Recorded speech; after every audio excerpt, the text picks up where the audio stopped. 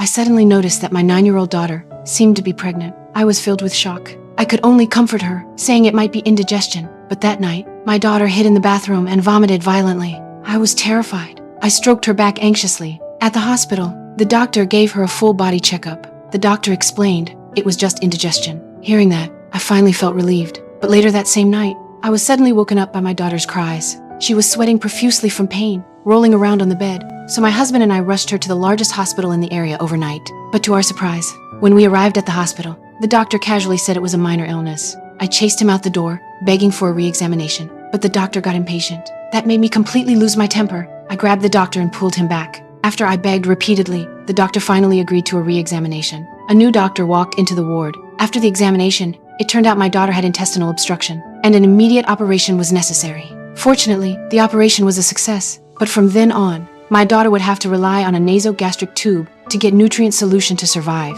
Hearing that, I closed my eyes in agony. I started calling major children's hospitals for help, but there was no response at all. So I took my daughter and boarded a plane to Boston. I got to meet the best pediatrician in the country, just as I hoped. Although he couldn't completely cure my daughter's illness, he could use special medicine to help her digest food, allowing her to get rid of the gastric tube and live a normal life. After that, my daughter finally showed a long-lost smile. But as the treatment progressed, the side effects were much stronger than the doctor had anticipated. This tormented my heart deeply. Gradually, my daughter completely lost her will to fight. She started refusing food, refusing to bathe, and refusing to cooperate with the treatment. I cried in despair. After giving up the treatment, I took her back home. That day, my daughter climbed a tree and fell into a tree hole. My husband and I were frantic and had to ask the fire department for help.